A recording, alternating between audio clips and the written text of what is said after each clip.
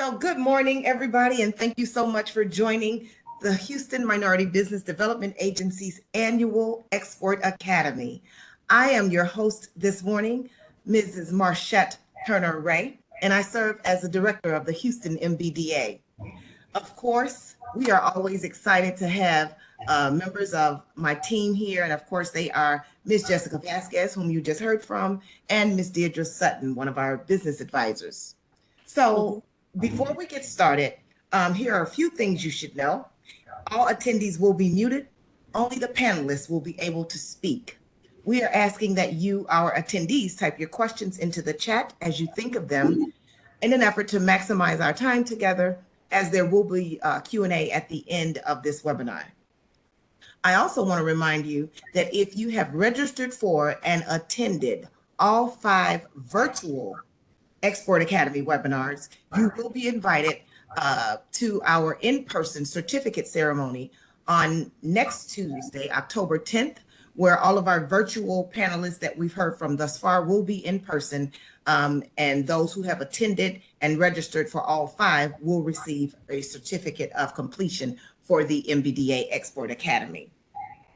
So having said all of that, I am super excited to welcome our friend and colleague this morning, Mr. Warren Winston of Winston Worldwide. He will be speaking to us this morning on international business and economics. Certainly, he is no stranger to the Houston MBDA. He used to be one of the Houston MBDA team members, and so we're always delighted to welcome him back. Take it away, Mr. Winston. Thank you very much, Marchette. Good morning, everybody. I hope you are doing well on this rainy day here in Houston, but that's not going to stop us from doing what we are here to do, and that is to talk about international business and economics. I'm excited to be here and to be able to participate and see if I can share not only shed some light on the subject, but to be able to add value to you. And I'll be glad to answer the questions at the end of this session. A little bit about me. I've been in international consulting for a number of years. I worked all over the world. I've literally traveled around the world working with different businesses. And I also worked with the Houston MBDA Business Center. I'm saying it not because I'm biased, because it's true. They are the best center in the United States. So you need to make sure that you if you're not a part of the MBDA Business Center, make sure you register and become a part of it, because they're there to add value to you at all times. So that's the shameless plug, but it's the real deal. If you know me, I'm very real about everything that I say. So today we're going to talk more about going global and some of the essentials of taking your business worldwide. And Jessica, stick with me on this. I have an agenda today, and the agenda is going to focus on, first, we're going to take a look at international business by the numbers from the United States standpoint, how we're looking at exporting from the United States. We also want to focus on some of the questions that you would like to ask or should be asked before you start getting into business. There are some challenges that people have come across over the years. And so I just want to kind of give you an insight on some of the common pitfalls of exporting, because it's not like doing business in the United States. The United States, you can pretty much work through things, but when you're going international, there are different countries, different criteria. Sometimes in one country, it could be 3 or 4 different criterias. And so we want to kind of address some of those pitfalls. Also want to take a look at some of the basic steps of what it's like to go global, and then other important things truly to consider in the end, okay? If you want to get in contact with me, that's my information. I notice I put the QR code because that way you can grab your phone and take a picture. That'll give you even more of my information. Not only will you get my social media information, but you'll also get the website, the email, phone number, anything and everything that you want to do, and I'll be glad to address you and answer any questions. So let's get started. Let's start talking about the U.S. international business by the numbers, all right? When it comes to business going global, when you take a look at the numbers from like 2022, which is the most recent set of numbers, although we're almost into the end of 2023, Based off of the numbers last year, we were the number two. You can change the slide, Jessica. I'm sorry. We are the number two exporter in the world. China, as many of you will probably figure it out, is the number one exporter. They produce about $3.7 trillion in economic output. Germany is number three at about 2 trillion, followed by France and the UK at about $1 trillion each. But we're putting out about $3 trillion in economic output. The gross domestic product increased over the last year from 2021 to 2022 at 9.2%. That increase equates to about $2.15 trillion. So the total GDP in 2022 for the United States came out to about $25.46 trillion. That's a lot of activity. We can go to the next slide, Jessica. If we take a look at some of the top U.S. exports in 2022, they vary. One of the areas is in capital goods. And capital goods is defined as those items that are tangible assets, such as buildings or machinery, equipment, things that are used to produce consumer goods or services. Also, some of the things that's looked at are more along the lines of like durable items, which might be also considered in that category. Then the category is industrial supply and equipment, and that's used in some of the large scale business settings for heavy industry, such as equipment for construction or machines, manufacturing, milling machines, etc. The third one is in category is in consumer goods, and consumer goods is identified really as products that are bought for some form of consumption by the average consumer. Clothing, for example, food products, even dishwashers, things along those lines, refrigerators. Those are considered part of consumer goods. Followed by agricultural goods, and you see that's about $1.96 billion of activity, and that's the plant and animal products and their byproducts. So things such as the crops and forestry products and hydroponics and nursery stock, aquaculture, things of that nature are considered. Even fish and seafood products would be considered part of the agricultural goods. And then the professional services, as you can tell, that's a pretty large number, sitting at $924.2 billion. Those are the non-physical products or services that individuals or companies provide to customers to help them manage or improve in the specific areas of business. So there are a lot of things that are tangible in terms of exporting. It doesn't always have to be a service, a product. Sometimes it's just a service, all right? Next slide, Jessica. So let's take a look at some of the things that we would have or questions that many people have asked. Because experts agree that, when it comes to growing a business, there's a lot of risk. And that's one of the biggest challenges when it comes to working internationally is, for lack of words here, being able to see things through the other person's point of view. I often have a tendency of saying that we cannot go into an international country with our American eyes, because our American eyes see things completely different. So I wanted to take this time to kind of highlight the factors that could either make or break your business, particularly when it comes to growing or going global.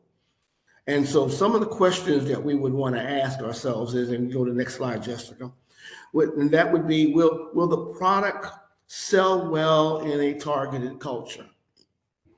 That's one of the first questions. In this case, I want you to start to think about market research, because market research is going to be very key. Now, the good news is that most American products and services are embraced overseas, most of them.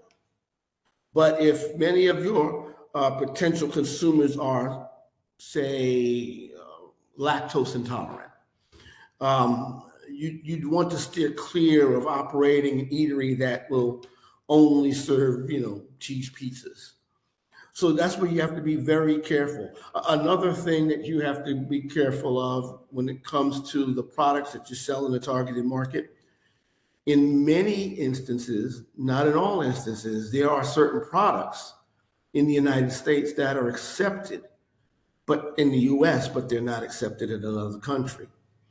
We have, and I'm talking food in particular, because in the United States, we have the Food and Drug Administration that will allow certain products in food industry to be utilized, but it is banned in another country. So you really need to focus on how well that product, if you're looking to sell it, how well it will sell within that targeted culture.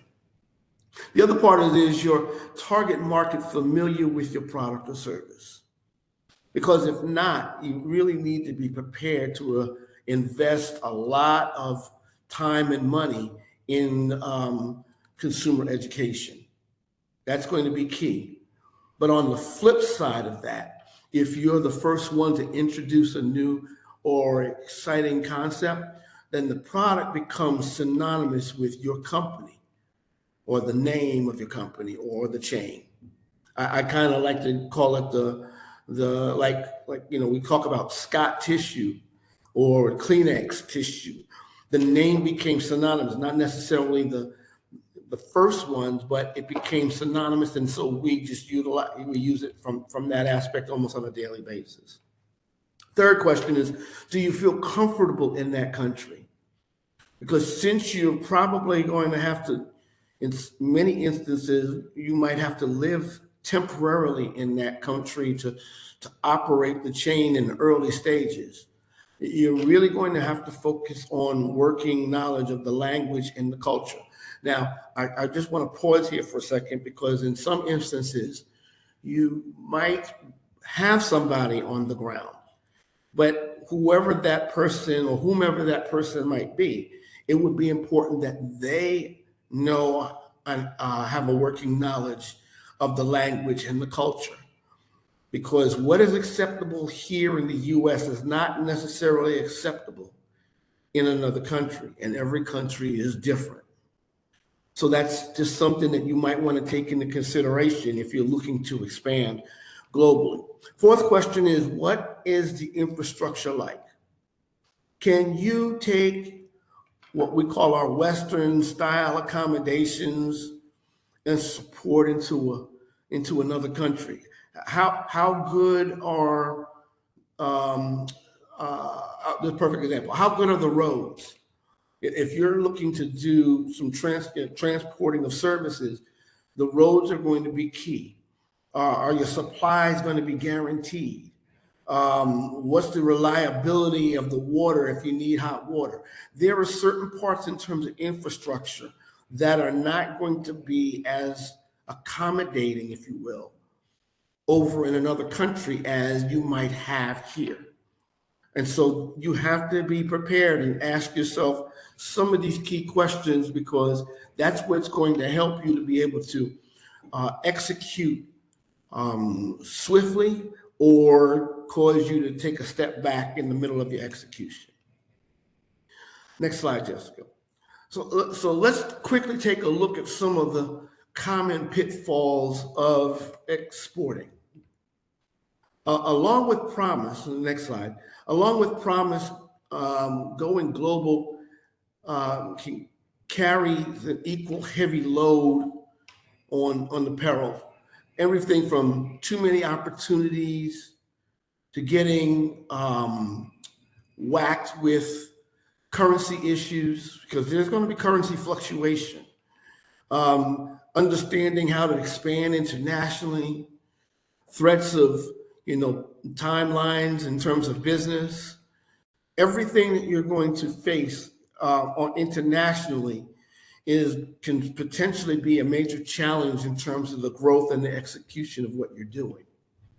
And so the moment you get to that point where it's starting to execute and ready to execute, to finally move forward, you really need to be ready in certain areas, not only to execute, to move your product forward, but also be able to know how to pivot if you need to.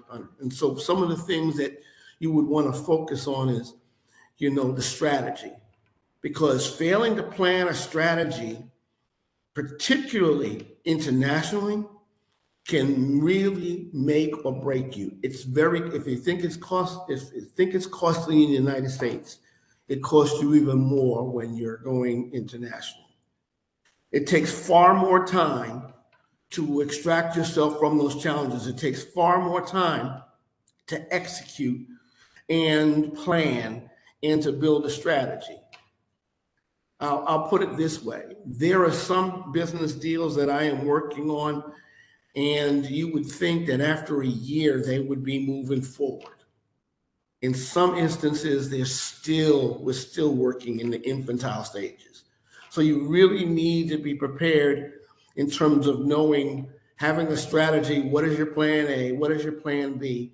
What is necessary to make sure that you have the right people in the right place for the right time? Failing to plan for having a strategy for some of these challenges can really cost you. And I've literally seen businesses go under because the plan was not in place. Second part is chasing inquiries the world over. Because just because there are countries that might be showing interest in what you're doing, doesn't mean that you're necessarily ready to market your product everywhere. And it also means that they might not be ready to receive your product. So just like I was hinting before, patience is really the key. It's going to take discipline to respond to those inquiries from a country about the ones that you might know little about. I'll use this as an example. I work on a lot of opportunities on the continent of Africa and the Caribbean. And there was some of the projects that I've been working on in terms of Africa, particularly in the country of, I'll say, Nigeria. While it might have been moving swiftly, there's been a transition because they had elections. The elections took place in February for the new president. The new president did not take seat until May. The administration is slowly taking its seat now. Now, we're already in October. They're just getting themselves positioned. So it was one of those things that you must be patient in terms of not only the inquiries, but even in the execution of the business, because if you're not prepared for it, it can cause you some major challenges and some major headaches moving down the road. Third thing is assuming if it works in America, it will work anywhere. That is not only not true, but you also must understand that, while you might have the greatest invention in the world, there might be some additional challenges that you would face. So you need to focus on the cultural differences that shape the marketplace.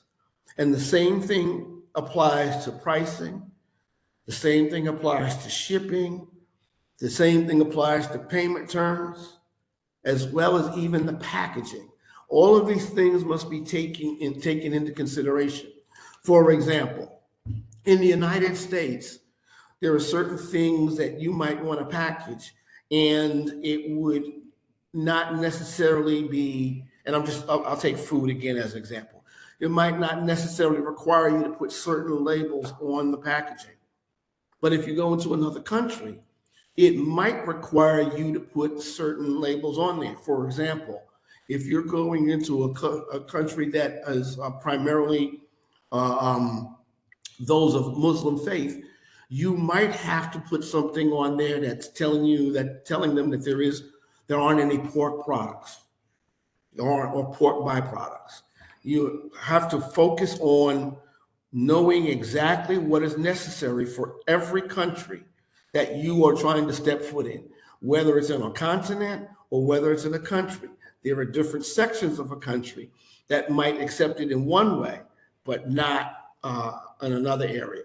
So don't assume that what you have here in the US is always going to work. Also, assuming that business will be done in English.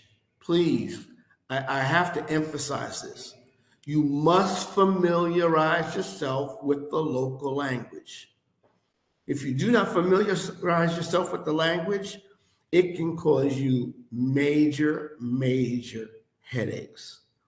Ignorance is not an excuse. So be prepared to know that you might have to have somebody come in and become a translator for you and be able to do the business and be efficient and effective in working on not only the deals, but also in terms of the overall process and procedures. So now let's take a look at the steps to going global. So some of the basic steps of going global is starting your company to grow by preparing an international business plan. It's very important. We talk about business plans. I think everybody has heard about or has created one or is working on one. But preparing an international business plan is a little bit different because not only is it there to evaluate your needs and set your goals, it's also going to help you assess your readiness and your commitment to grow internationally before you get started. So the business plan, while you might have one in place, it would be ideal that you have certain sections that will focus on the international plan because every country is going to be different and every business is going to experience a different challenge. So again, when I say that it's not a one size fits all, it really isn't a one size fits all when it comes to the different countries that you're dealing with. Second part of that is conducting foreign market research. Foreign market research and identifying the international market is going to be key. I'm going to strongly suggest that you go to one of the top resources when it comes to that, and that is the Department of Commerce. Department of Commerce is our friend, even at the MBDA. Why? Because the MBDA is under the Department of Commerce. It's an excellent source of information on foreign markets for U.S. goods and services. Even if you went to U.S. commercial services here in the United States, also under the U.S. Department of Commerce, another great resource. The U.S. Department of Commerce is going to be the best resource for you here in the United States. And you could also talk to any of the business advisors within the MBDA if you need some assistance from that standpoint. The other part is evaluating the methods for product distribution.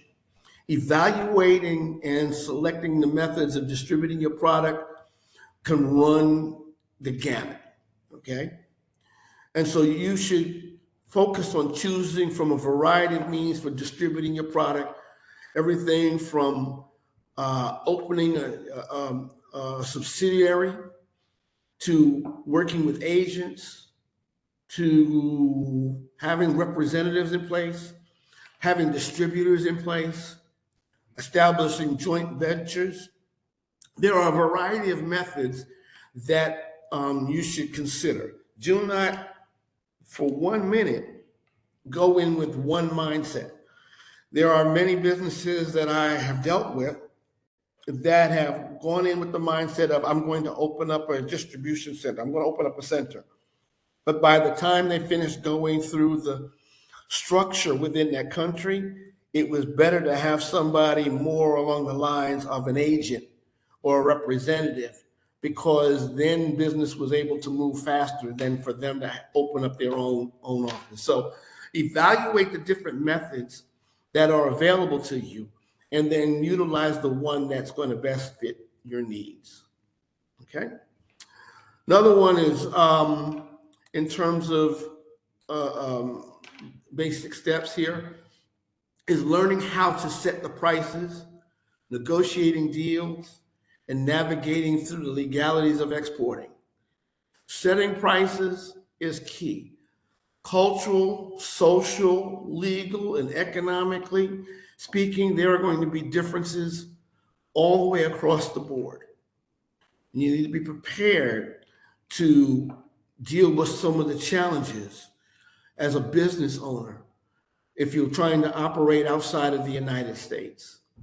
Setting prices, what might be a price that's affordable and reasonable here in the United States, might not always be the same in another country. So there's going to be a need to focus on what the pricing structure could be. But yet, of course, you want to make sure that when you're doing that, you're not losing money, that you're still able to make money. Also explore the resources for funding and ways to ensure payment. Tap into some of the government and private sources of financing to learn about ways to make sure you're getting paid.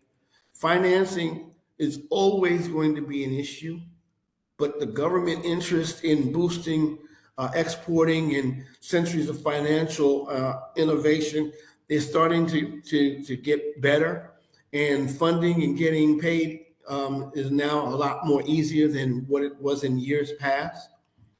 But you need to find out what's going to be suitable, what is acceptable. Many countries now, while I'm not a big fan of it, many countries will accept PayPal. But I can tell you now, if you are one of those that has a merchant account, you also need to take a look to see if your merchant account can be tied to an international country as well. Other part to that is when it comes to determining logistics to move goods into the market, make sure your packaging and labels are in accordance with the regulations in the market you're selling to. Because the globalization of transportation systems varies from place to place, and the regulations can be different everywhere you go. I would suggest that you might even want to start thinking about, if you don't have it in place, finding someone, a logistics company, a shipping receiving company that might be able to assist you in that process. So we've covered a lot of things. Let's just kind of go over some of the important things to consider as well. All right. Let's start with building a relationship before you get down to business. That entails making small talk. That entails getting to know one another, getting to know people without getting into business discussions. While we can be we are in an environment where sometimes we can talk very quickly and get a deal done, you be prepared to take some time to build relationships, and it might take a while. I'll give you an example. I've done some business with China in the past. And in doing business with China, with the people meeting here in the United States, this is literally, I drank a lot of tea. I had a lot of meals because it did not happen overnight. It was about building the relationship before we were able to start even talk about getting down to business. So I'm just going to encourage you that the small talk, the relationships, building the trust is going to be key when it comes to doing business internationally. Don't impose any time limits. Keep the meetings as open as possible because it's going to add strength to your negotiating position. While you might say, oh, I'm only going to meet for an hour, in many instances, it could be 2, 3, 4, 5. I mean, literally, that's how business is conducted. And make sure you do your research. Learn at least a few pointers and facts about the country, because not only it's helping you, but it also shows your respect for your potential partner. Understanding the cultural heritage, getting comfortable with the basic words in their language. You don't have to be proficient, but you'd be surprised how learning a few words like thank you and please and makes a big difference. Also, and this is very key because we're not necessarily focused on that, but understand body language. Body language is universal. People think language is universal. It is not. The body language says it all. In fact, I'll take it one step further. It's not just your body language, not just their body language, it's your body language. In many instances, I'll just use this as an example. Folding your arms in a conversation is offensive. So you have to be careful about what you're doing and how you're saying it. Folding your arms, crossing your arms, that might be a comfort thing, but it could be offensive. How you sit, how you stand. These are things that you that should be focused on. Dress with respect and authority. While this should be self-explanatory, it's not. Seek the help of an image expert. I will use this as an example, particularly when it comes to countries, some of the religious countries. A woman wearing the woman that might be wearing a dress, you have to be careful of the length of the dress. You have to be careful in terms of how form-fitting the dress is. These things play a very critical role in whether you can do business or not do business. So understanding the other culture is going to be key in terms of you being able to move forward. Let's focus now on how some of the financing options. Okay, as with any growth plan, expanding internationally is going to require some financing, and being able to grow globally is going to require special capabilities when it comes to those finances. And needless to say, one of the most popular sources of financing for business expanding overseas is through the Export-Import Bank of the United States. If you're not familiar with the EXIM Bank, it is an independent U.S. government agency. It has helped finance overseas sales of more than 300 billion in U.S. goods and services since 1934.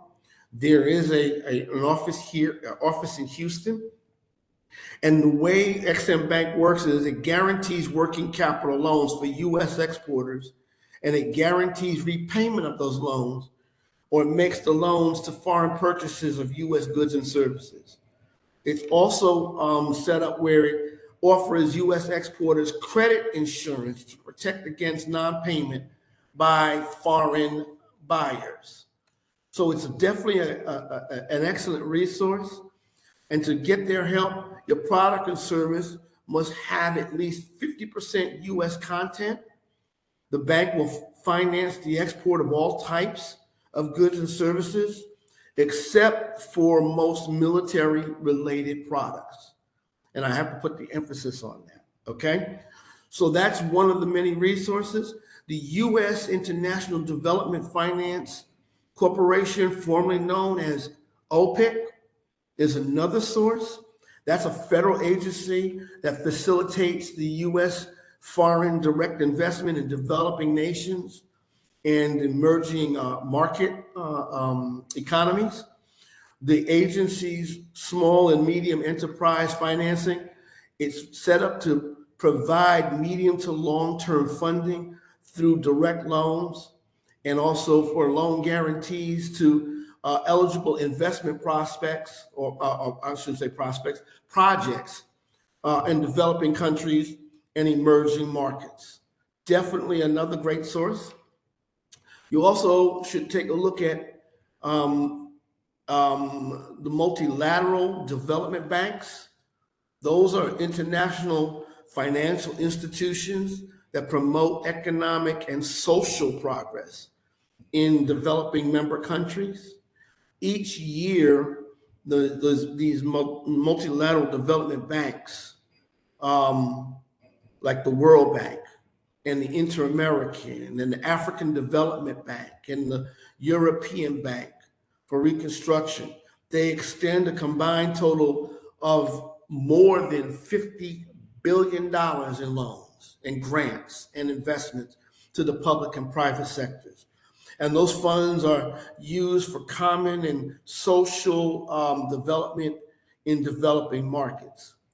Now, I will say this before I get into the last part with the SBA, that you also need to check with these organizations because there are some countries that are not eligible for financing due to the guidelines with the United States.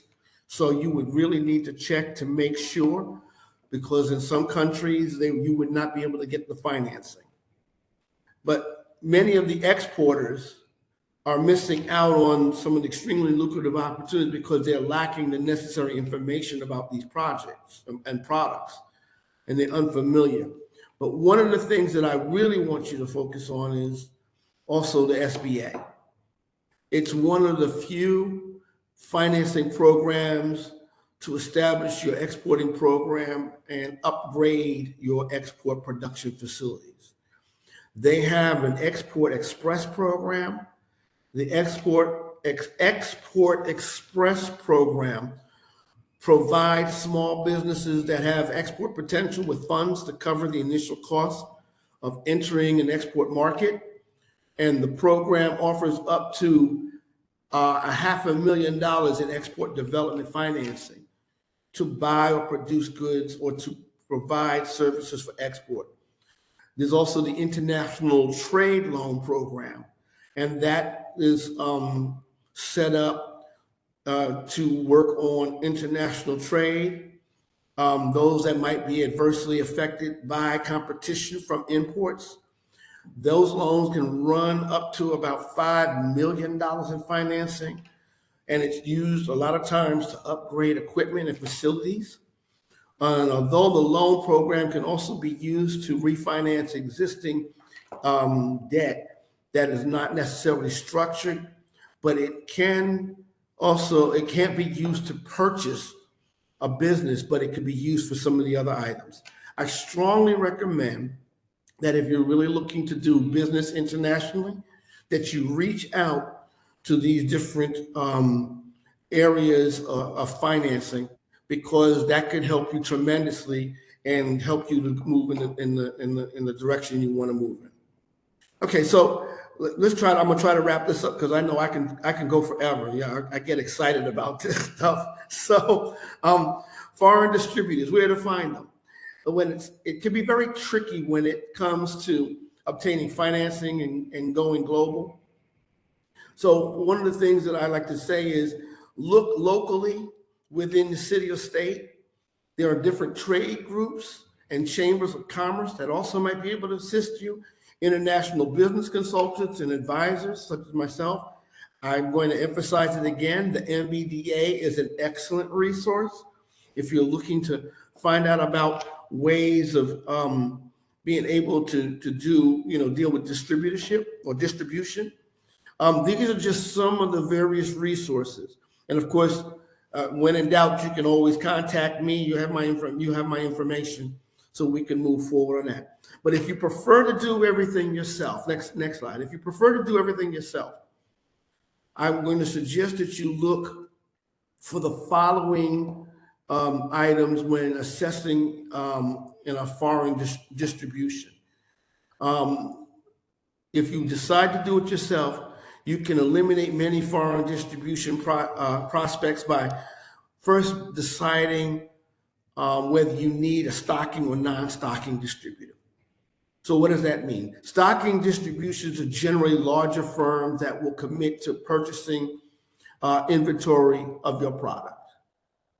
And the non-stocking, needless to say, is just the opposite. If you want to product that requires a salesperson knowledgeable about technology or things along those lines, then you might want to have somebody that's familiar with sales. So I'm kind of breaking it down very quickly for you, but some of the things, whether you want to stock or non-stock, having somebody that's knowledgeable about the sales, having somebody that has a track record in the country of origin that you're dealing with, because those are the ones that are going to be able to know how to target market your product or service. Unless you're fluent in a language in that country you're selling to, You really should have a distributor who can speak the language well. I'm going to emphasize this. While there might be a business or a country or someone you're dealing with that might have an interpreter, bring your own. Make sure you have your own interpreter, because you don't want to be put in a position where they're telling you one thing, but they're working in the interest of the other person. When it comes to competency, you're going to want some prompt responses, prompt, competent responses to your requests for information or service. So make sure your phone calls, if you still use fax, and trust me, in some instances, you still will use fax, emails. Make sure that when you're sending them out, that you do that in a timely manner, because that's what's going to help you get move forward in the right direction or not. And anytime you can, meet your prospects in person, and always make sure that you check the references, get referrals, find out more about the individuals. Next slide. Importing products and services. Warren, one moment. Our screen froze, so that's why we're not advancing the slides. But yeah, please continue. Okay. It's raining very hard. Yeah, no problem. Importing products and services. International trade, I'll just put it this way, international trade involves more than just shipping U.S. products overseas. For many of the products from foreign sources of supply, they can provide higher quality, lower cost, or some other desirable feature in comparison to the U.S. sources. So let's take, for an example, if I was to sell Italian shoes or French wine or cameras from Japan, they might be able to do a better job, but that doesn't mean that you wouldn't be able to import some of your products into their country, okay? It doesn't have to be limited to goods either. Companies have grown by importing services. So while we're talking about exporting, I'm just briefly talking about importing here, because there are some businesses that are interested in how do you import into the United States. Again, one of the things that will be important is working with trade reps and working with the different embassies that can help you. Attending some of these foreign trade fairs that might be taking place, or going to some of these international events. A couple of weeks ago, I was up at the United Nations General Assembly, and I was up there to meet with other executive and business leaders, because that allows us to build the relationship. Again, relationship is key to be able to start talking about opportunities that might be worthwhile. Also, watch for some of the various media sources for clues of potential opportunities. While the New York Times and the Washington Post and the Houston Chronicle are great resources, you always want to take a look at some other opportunities, other sources, to find out about what's going on in the country of choice. Make sure that you become familiar with some of the things that are going on in the country, because again, that could be a huge opportunity for you. I think I've covered a lot in about 45 minutes. Yes, you have. Yes, so, you have. So now I'm just open to questions, and hopefully I've kind of addressed a lot of thoughts that somebody might have had in terms of going internationally. Again, it's not easy, but if you have a roadmap, and that's essentially what I was trying to establish here, giving you some of the essentials, I think that would help out tremendously in people moving in the right direction and moving a lot swifter. So you have given us a ton of information, but it was great information. Thank you so much.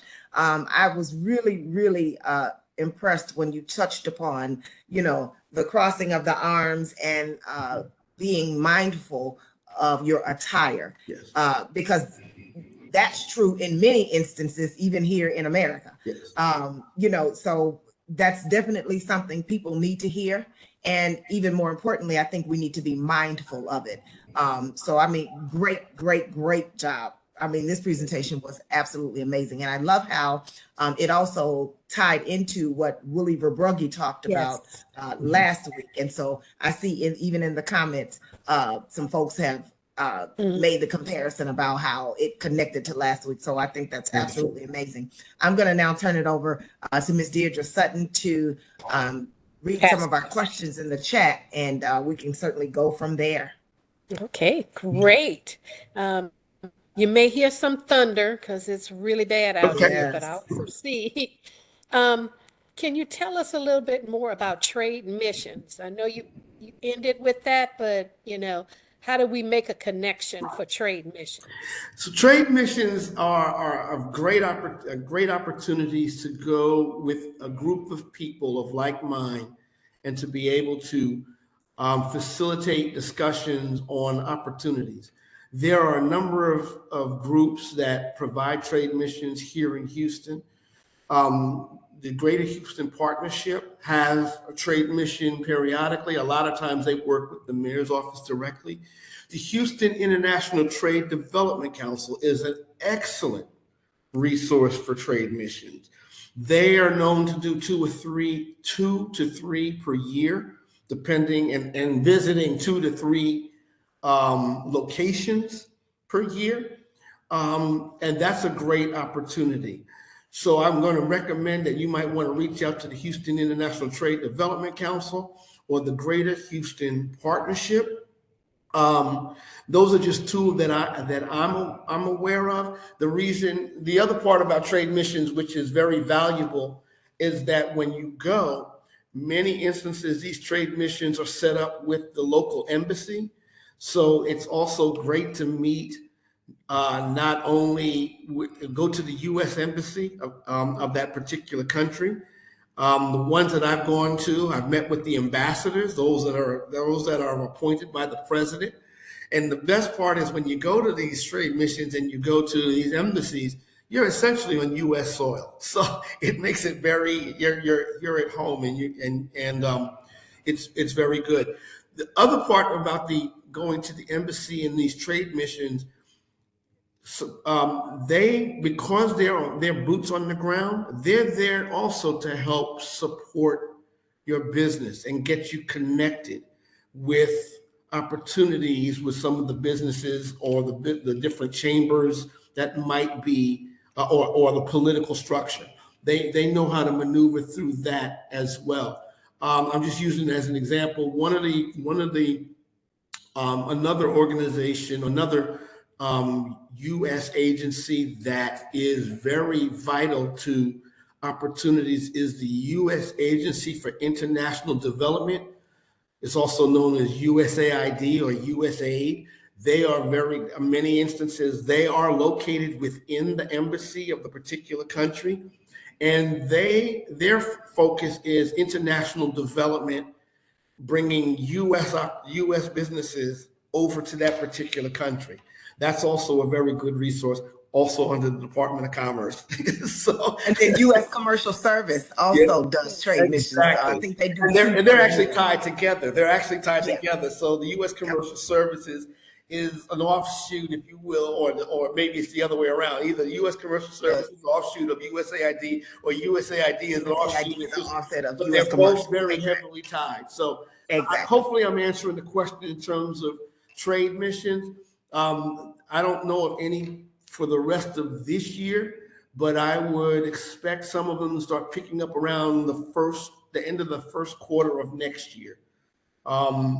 And so, needless to say, if I find out about it, I'll be glad to share it with the MBDA, and that way we can get that information out. Thank you. Yes, that was very effective. What is the most effective starting point for going global? The most effective starting point? Starting point, yes. I'm going to say the most effective starting point is start researching an area of choice.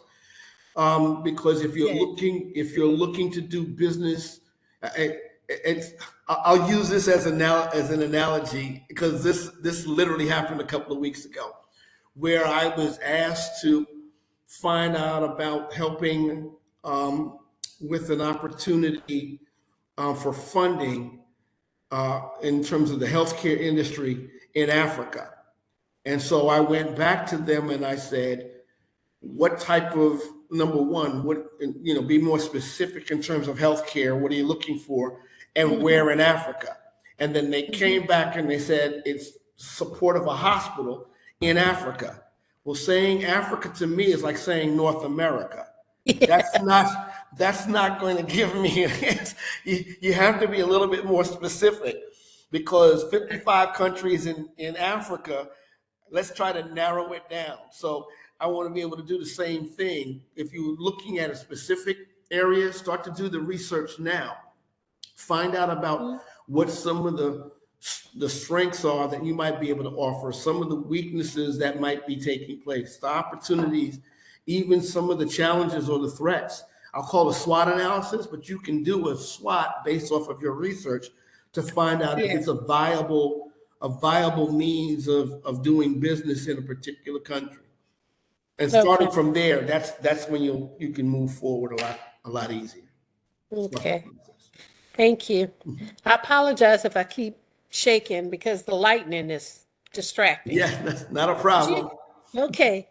Would you say that exporting is a great way to expand your business, especially since 95% of the world's consumers live outside the United States?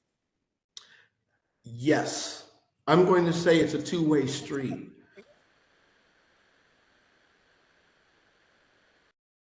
Yes, a good way of it, but the expansion is not so much what you can do in that particular country. It's also the ability of building the bridge from what you might be able to help them do here in the United States. You'd be surprised at how many businesses are trying to get a leg up or get a foot in the door. And the relationship piece plays a very vital role in the expansion. So the more relationships, what's the saying? Somebody calls it becoming a plug, if you will. Right? Become a plug. Find out what it's not so much what's in it for you as much as in what way can we do something. Yeah. And so that's the mentality to take. In what way can we build a relationship where we can do something together? Because ultimately, if you start to focus on what you can do, the reality is that I'm saying this, I'm going to try to say this as nicely as I can. Marchette, nobody cares. Nobody really cares about what you can do. They want to find out what you might be able to do for them.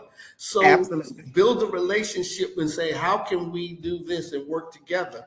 Because then it becomes a win-win for everybody across the board. Hopefully I answered the question, but yes, you did, and very well you answered it.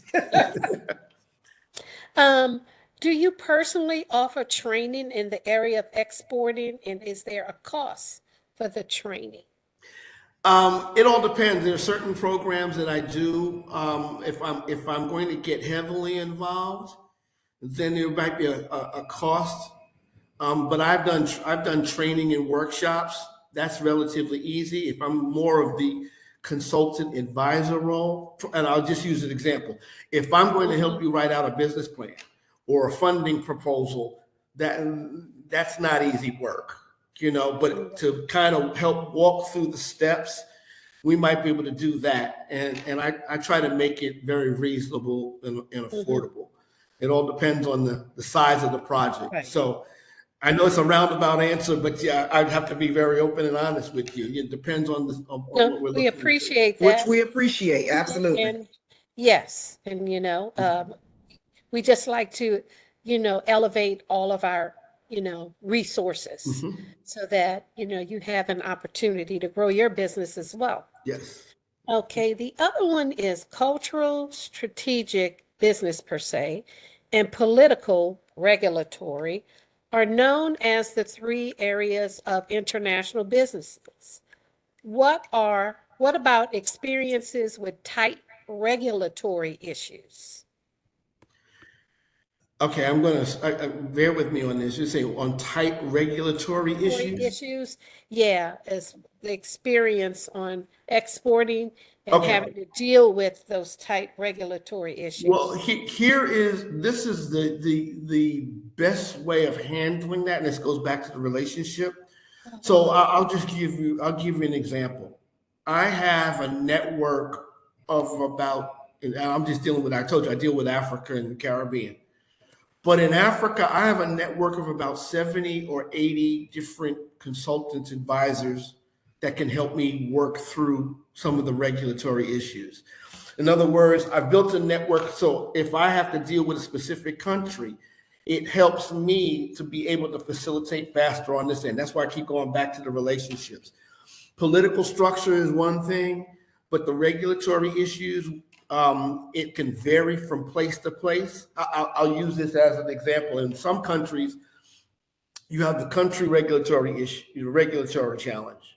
But then, depending on the north, the south, the east, the west, the central part of the country, they might have their own regular. So that's why it's good to have someone who can understand and help you maneuver through those different challenges and understand how to make it move, as smoothly as possible.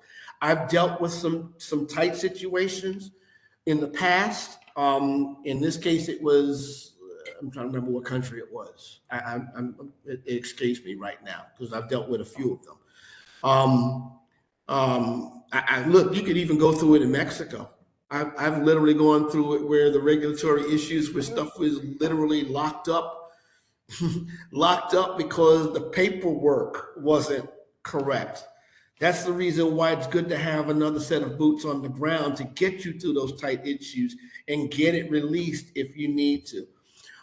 If you're going to take, I'll just use this as an example, it's not a plug for them. In some instances, when it comes to shipping by air, DHL is a great source because they understand every tight situation and circumstance. They can get it from point A to point B. Now, it's going to cost you quite a bit, but the reality is their network is so large that they can get it released on the other side. I'm just using that as an example.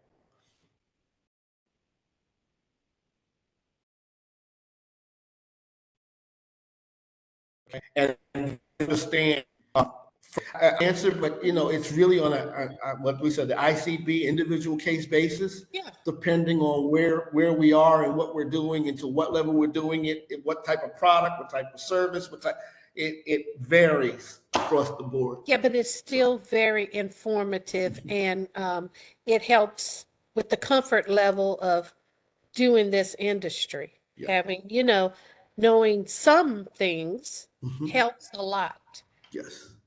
And then Warren, let me also ask, like you mentioned, the 70 or 80 people that you could call. Now, I know those are your relationships, but have you ever had an instance where somebody was interested in exporting and you reached out to one of your connections to say, hey, I'll use me. I know Marchette Turner Ray, and I've done business with her. She's interested in doing business in Africa. So let me make the connection between the two of you so that you can, move forward in business. Yep. Have you? Okay. I've done that. In fact, and I'll share this because I don't mind doing those things, but I'm very open. I'll even establish what I call mutual referral agreements. And a mutual referral agreement basically says that I'm referring you over to something. If it turns into into a project where there's a facilitation of transaction, then there's a certain percentage that I might get, but I don't keep it open forever. It's one of those, and I'm very open with the other person saying, listen, this person's in agreement with, I have a mutual agreement with them. I'm bringing you to the table so the two of you can get together. But it's got to make sense. That's the other thing. I don't necessarily make the introduction just to make the introduction. I want to make sure that it's the right one and it makes sense because not everything is for everybody. And you don't want to damage your own brand and your own relationship. So I completely agree with that. Absolutely. Mm-hmm. Okay. Okay. We have another question from Cassie. I know there is always a DIY option, but what are the suggestions on hiring someone to act as a broker of sorts? I'm going to say that that's probably a very wise thing to do, but if you're going to do it, you get if particularly on the other end, because um, if you're not familiar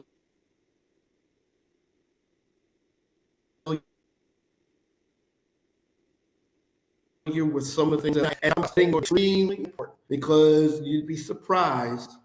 Oh, well, I'm not, because I've dealt with it a long time. But you'd be surprised at how many deals went bad, Yep. or you've lost out because that person on the other end was also in relationship with the person you were dealing with on the other end. So they were working in their best interest versus your best interest. So I'm a strong believer that you should have somebody working as a broker or somebody, but you vet them. You remember I talked about looking at the references and being able to find out about them. Mhm. It's going to be key, because that's a relationship. That's a person that's working in your best interest, even to the point where in some of those instances, that person might also be your translator. So they're not only serving in the capacity of the broker, but they're also the translator when it's time for you to come into town or have those discussions. So yes, firm believer in having somebody on that side, and it doesn't always have to be because I've worked with a few where it was a commission type of environment. I'll say commission. I'm putting air quotes around it.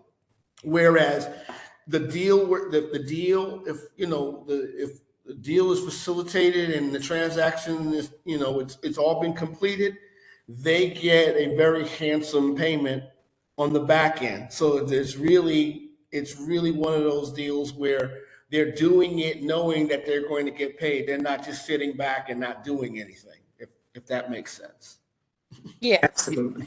Absolutely. And she also offered some advice that SUSTA does inbound and outbound missions as well. Okay. Just as some more information. I don't know what the acronym stands for, but Well, thank you you for know, sharing. yes, thank you for sharing, because this is what it's all about, Okay. And then there's another question. Okay. Should we obtain international qualifications and licenses before or after going after business in a given country? I'm a project manager in the emergency management industry here in the States. My concern is I may or may not receive their business. It depends. There are some countries where you might wind up getting in a temporary, I'll call it a temporary, what's the term? I'm trying to think of the name. It's not an employee card, but it's like a temporary business, I'll call it temporary corporation status within a country. But it's not necessarily needed in all instances, because if you are just facilitating transactions and you don't have a physical presence, you might not need that international status. In other words, if you're going to basically establish a full-fledged office, then that might be necessary. If you're going to go the broker route or have somebody that's on that other side, then they can probably serve in that capacity for you, and that way you don't have to worry about it. Again, that's kind of like an individual case basis, depending on country and location, etc. Some countries it might not be necessary. Other countries it could be necessary. Hopefully I've answered the question there. I'm not trying to be vague. I'm just being. So Yeah, that was an I honest answer. followed. Yeah. I followed. Um, we had a question. Would you be able to we're going to definitely give you a copy of the slide presentation, but also, would Mr. Warren be sharing his contact information? And I know it's on the slide. Yep. We're frozen, so if you want to type that into the chat, at least they can have it. But when we mail the PowerPoint presentation, you will also see it on the slide, correct? Correct. Absolutely. Yep. And it's that and the QR code and everything else. So it'll That's have all right. my information. If you click on the QR code, let me see. Actually, I'm gonna see if I can pull up the QR code. Mm-hmm. Maybe we can do it this way. Hold on a second here. Okay, that'll be great. This is the first time it happened, but the weather. Exactly. We are experiencing something. It was just bad. Let's see if I can do this. No. How's that? You did it. Okay. So everybody, that makes it easier. If you just click on the Mhm. QR code and everybody can have all access to everything from phone number, email, social media. It's all on that QR. The way it's code. supposed to be. Mhm. Uh, did you finish your PowerPoint presentation? Yeah. Oh, yes. That, You Yeah. did? Okay, good. So we were at the end, so we didn't miss Mhm. any other screens. That is awesome. Absolutely. Absolutely. Okay. Do we And have actually, any? actually, Wealth this of was the last information. slide. Actually, this was the last slide. We just went into conversation. So Right. Wow. Right. Wow. This was such a wealth of information. Oh my goodness. I'm really excited and looking forward to our in-person session next week. yes, absolutely. Same here. Yes. Yeah, Same here. absolutely. Absolutely.